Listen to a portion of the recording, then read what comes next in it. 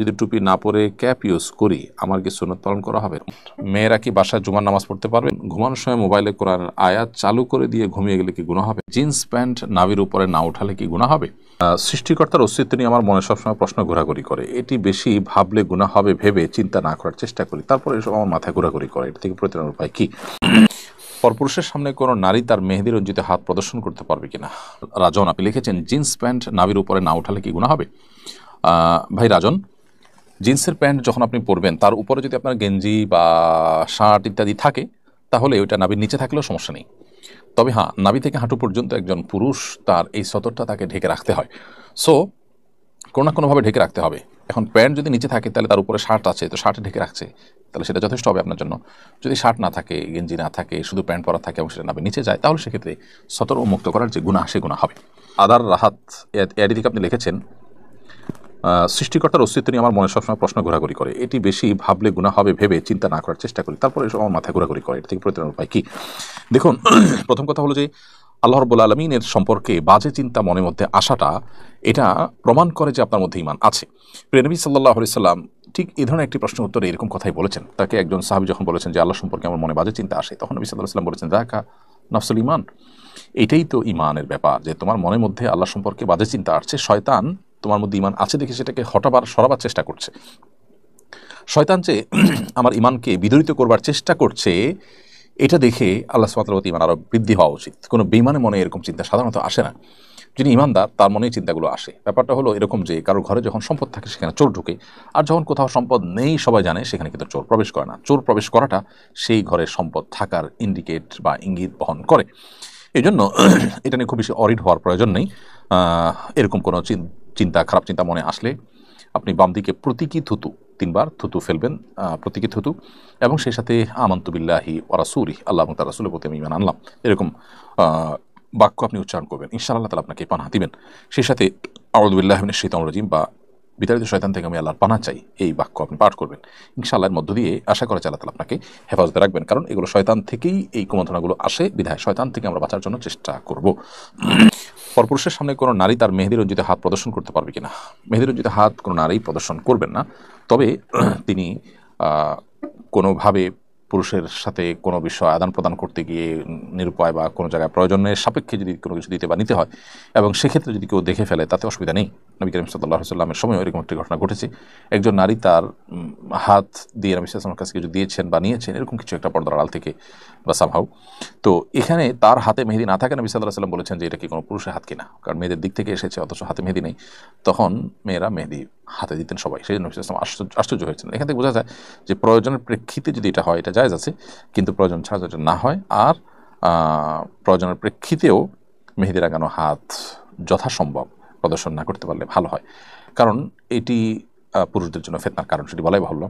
So এটা avoid করতে পারলে ভালো হয়। যদি অ্যাভয়েড করা না যায় তাহলে সেক্ষেত্রে ইচ্ছাকৃত নয় এরকম হলে সেটা গুনাহ হবে না, কিন্তু ইচ্ছাকৃত এবং খুব বেশি প্রয়োজন ছাড়াই প্রদর্শন করছেন সেটা কিন্তু না জায়েজ। একটা হলো দেখে ফেলা, পুরুষ দিতে গেলেন দেখে ফেলেছে, আর একটা প্রদর্শন করলেন, দুটো কিন্তু দুই জিনিস। আল্লাহ সুবহানাহু ওয়া তাআলা আমাদের সৌন্দর্যকে, না মাবুদের সৌন্দর্যকে আল্লাহ তাআলা অপ্রকাশিত করে রাখতে বলেছেন। আল্লাহ বলেছেন যে ওয়ালা ইউবদিনা যিনাতাহুন্না ইল্লা মা যাহারা মিনহা, একান্ত যেগুলো বাহ্যিক অর্থাৎ পোশাকের বাইরেও যে অংশ, পোশাক বাহির থেকেও যেটা পোশাকের উপর দিয়ে যেটা দেখা যায় সেটি ছাড়া আর বাকি কোনো সৌন্দর্য নারীরা যেন প্রকাশ না করে। অতএব এটা প্রকাশ করবে না। বাকি জরুরি কোনো কাজ করতে গিয়ে যদি কেউ কারো নজরে পড়ে যায় তার কারণে গুনাহগার হবেন না। অনুগ্রাহককে লটারির মাধ্যমে বাইক, ল্যাপটপ, ফোন ইত্যাদি গিফট করা হয়, এই গিফট নেওয়া কি বৈধ? হ্যাঁ, কোনো কিছু আপনি কিনলেন, কেনার পর যদি ক্রেতাদের মধ্যে কোনো কম্পিটিশন আয়োজন করা হয় এবং তার ভিত্তিতে কোনো পুরস্কার দেওয়া হয় তো সেটা জায়েজ আছে। এক্ষেত্রে সৌদি উলামা ইকরামের ফতোয়া রয়েছে। তাদের বক্তব্য হলো যে শুধুমাত্র কিনলেই এই লটারিতে অংশগ্রহণ করতে পারবেন এরকম নয়, বরং কেনার পরও কোনো একটা কম্পিটিশন এখানে করে, যেটা হতে পারে খুব সাদামাঠা কোনো কম্পিটিশন, যে কম্পিটিশনের মধ্য দিয়ে পুরস্কারটা দিবেন, এটা জায়েজ আছে। তাহলে বিষয়টা এরকম যে কিনলেই আপনি কম্পিটিশনে অংশগ্রহণ করতে পারবেন সেটা না। এখানে দুটো জিনিস, একটা হলো যে যারা কিনেছেন এদের মধ্য থেকে লটারি করে কিছু মানুষকে পুরস্কার দেওয়া হবে, এটা জায়েজ আছে, এটা তিনি কোনো অসুবিধা নেই। আর হলো যে যারা কিনেছেন তাদের মধ্যে আপনি কম্পিটিশন অ্যারেঞ্জ করবেন, তাহলে সেক্ষেত্রে কম্পিটিশন অংশগ্রহণ করার জন্য কেনার শর্ত দেওয়া হচ্ছে, এরকম করাটা সঠিক নয়। সেক্ষেত্রে যারা কিনেছেন তারা তো বটেই, চাইলে অন্য কেউ ও চাইলে ওই প্রতিযোগিতায় অংশগ্রহণ করতে পারবেন, এরকম ওপেন রেখে তারপরে সেখানে পুরস্কার দিতে পারবেন। কোনো দোকানদার তার যে কাস্টমাররা আছেন তাদের মধ্যে কম্পিটিশন অ্যারেঞ্জ করে কিছু মানুষকে যারা কিনেছেন, জাস্ট আমাদের থেকে এখান থেকে কিনেছেন সেজন্য আপনাকে পুরস্কার দিলাম, এটা দিতে পারেন। যদিও এই ব্যাপারে আমাদের ইখতিলাফ রয়েছে, যেমন বললাম যে সৌদি আরবের কিছুটা ভিন্ন মত আছে। সেখানকার সুপার শপগুলোতে কেউ কিনলেই অটোমেটিক একটা কুপন পেত, সে কুপন জমা দিয়ে সেখান থেকে লটারি করে পুরস্কার দেওয়া হতো কিছু মানুষকে। তো ওলামা ইকরাম ফতোয়ার ভিত্তিতে সেখানে একটা প্রশ্ন উত্তর সেশন, সেটা ছোট্ট একটা প্রশ্ন, একটা কমন প্রশ্ন যে অমুক কোম্পানির লোগোতে কয়টা কালার আছে, এই টাইপের প্রশ্ন দিয়ে তারপরে সে প্রশ্ন উত্তরের মাধ্যমে পুরস্কার দেওয়ার কথা ওলামা ইকরাম বলেছেন, সেটা বিভিন্ন জায়গায় বাস্তবায়ন হয়েছে। তাহলে খোলাসা কথা হলো যে এই বিষয়টা নিয়ে সৌদি আরব ওলামা ইকরামের ভিন্ন মত আছে। তারা বলেন যে শুধুমাত্র আপনি কিনেছেন কোনো জায়গা থেকে তার ভিত্তিতেই লটারি করে পুরস্কার দেওয়া নেওয়া জায়েজ নয়, আর অন্যান্য ওলামা ইকরাম সেটাকে জায়েজ বলেছেন। তো যদি শুধুমাত্র ক্রেতাদের মধ্য থেকে কিছু ক্রেতাকে পুরস্কার দেওয়া হয়, সেটাকে এই জায়েজ বলেছেন যারা, তাদের মতটাই আমার কাছে শক্তিশালী মনে হয়। আর এর বাইরে সৌদি আরব ওলামা ইকরাম যে নিষেধ করেছেন সেটার গ্রাউন্ড আছে, তাদেরও যুক্তি আছে। কেউ যদি সতর্কতার উপরে আমল করতে চায় তাহলে সেক্ষেত্রে সৌদি আরব ওলামা ইকরাম যেভাবে বলেছেন যে এই উপলক্ষে একটা কম্পিটিশন হতে পারে, সেই কম্পিটিশনে ক্রেতার বাইরেও কেউ চাইলে অংশগ্রহণ করতে পারে, তারপরে তাদের মধ্যে থেকে লটারি দেওয়া হলো, এরকম কলেজটা জায়েজ আছে। একটু বিষয়টা অর্থাৎ অন্যভাবে করলে সেটাকে তারা জায়েজ বলেছেন। মানে আহনাফ দেখেছেন, আমি যদি টুপি না পরে ক্যাপ ইউজ করি আমার কি সুন্নাত পালন করা হবে না?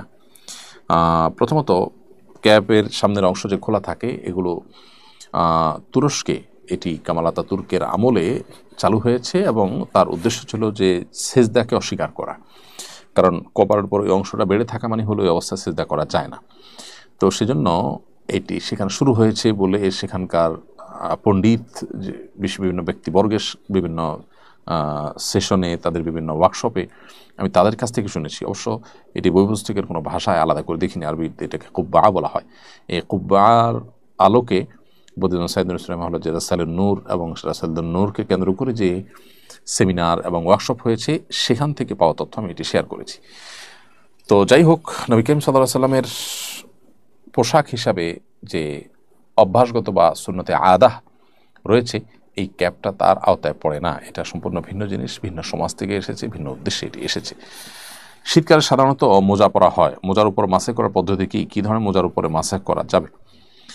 শীতকালে যদি আপনি মোজা পরেন তার উপরে মাসে করতে পারেন, শর্ত হলো মোজাটা চামড়ার হবে, অথবা কাপড় মোজা হলে সেটার নিচের অংশ চামড়ার হবে, উপরের অংশ কাপড় হবে এবং এত মোটা হবে যে উপর দিয়ে পানি দিলে ভিতরে যাবে না।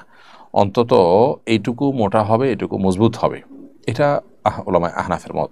হাম্বলি মাযহাবের ওলামায়ে কেরাম, সৌদি আরবের বর্তমান ওলামায়ে কেরাম, তারা অবশ্য মোজা একেবারে ছেঁড়া বা একেবারে অতি পাতলা, যে ভেজা হাত দিলেই ভেতরে চলে যাবে ভেজা বা আঁচ করা যাবে অথবা দেখা যায়, এরকম না হলে কাপড়ের মোজার উপরে তারা মাসে করার কথা বলেন। সৌদি আরবের বর্তমান ওলামায়ে কেরাম যারা আছেন হাম্বলি মাযহাবের অনুসারী, তারা বলেন। তো নিরাপদ হলে এক্ষেত্রে চামড়া মোজার উপরে ভরসা করা, চামড়া মোজা পরিধান করা।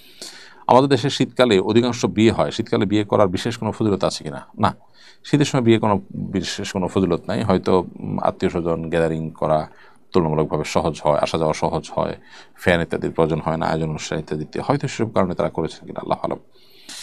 তবে শীতকালের সাথে বিবাহ করা কোনো সম্পর্কের কথা কোরআন বা হাদিস কোথাও বলা হয়নি। ইসলামের সৈনিক এর দিকে আপনি রেখেছেন, ফরজ নামাজে ইমাম সাহেবের প্রথম রাকাতে ফরজ ছুটে গেলে এবং দ্বিতীয় রাকাতে মনে হলে তখন করণীয় কি? ফরজ নামাজে ইমাম সাহেব প্রথম রাকাতে যদি কোনো ফরজ ছুটে যায় এবং দ্বিতীয় রাকাতে মনে হয়, যদি সেটাকে রিপিট করার সুযোগ থাকে করবেন, আর না হলে সেই নামাজ বা সে রাকাত আবার পড়তে হবে। কারণ হলো কোনো ফরজ যদি ছুটে যায় তাহলে সেক্ষেত্রে সেই রাকাত সহি বা শুদ্ধ হয় না। এটাকে নতুন করে পড়তে সৌদি কাভার করার মতো নয়। সালমান আহনাফ আপনি রেখেছেন, আমি হারাম রিলেশনে যেতে চাই না, এই জন্য আমি গেম খেলি, এদিকে এগুলো হবে? হারাম রিলেশন থেকে বাঁচার জন্য গেম খেলা নয়, বরং আপনাকে হারাম রিলেশন থেকে বাঁচার জন্য অন্য কোনো ওয়ে বা পদ্ধতি অবলম্বন করতে হবে। ধরা যাক আপনি শারীরিক কসরতে মগ্ন হয়ে গেলেন, শারীরিক কোনো পরিশ্রমে লেগে গেলেন, অনেক বেশি ব্যস্ত হয়ে পড়লেন এবং বৈধ রিলেশনে যাওয়ার জন্য প্রচেষ্টা করলেন, এগুলো হলো সঠিক পথ। আপনি একটা ভুল পথ থেকে বাঁচার জন্য আরেকটা ভুল পথে যাচ্ছেন, যেটা সঠিক নয়। এরপরে টনিস ডায়েরি এআইডি থেকে আপনি লিখেছেন, মেয়েরা কি বাসায় জুমার নামাজ পড়তে পারবে? পড়লে কোন নিয়মে পড়বে? না, মেয়েরা বাসায় জুমার নামাজ পড়বে না। জুমার নামাজ জামাত ছাড়া পড়ার কোনো অপশন ছেলে মেয়ে কারোর জন্যই নেই। তার যদি পুরুষদের জামাতে কোনো কারণে আসেন, সেখানে আলাদা ব্যবস্থা থাকে, বাজারে আসেন এরকম পরিস্থিতিতে, তাহলে জুমা চাইলে পড়তে পারেন পুরুষদের পেছনে, কিন্তু তাদের উপরে জোহর প্রযোজ্য, জুমা নয়। তারা বাসায় জোহর নামাজ পড়বেন, জুমা পড়তে তাদেরকে নির্দেশ দেওয়া হয়নি। হুমায়ুন কবির লিখেছেন, ঘুমানোর সময় মোবাইলে কোরআনের আয়াত চালু করে দিয়ে ঘুমিয়ে গেলে কি গুনাহ হবে? না, অসুবিধা নেই, গুনাহ হবে না, কারণ ইচ্ছাকৃত এখানে ইগনোর করা হচ্ছে না।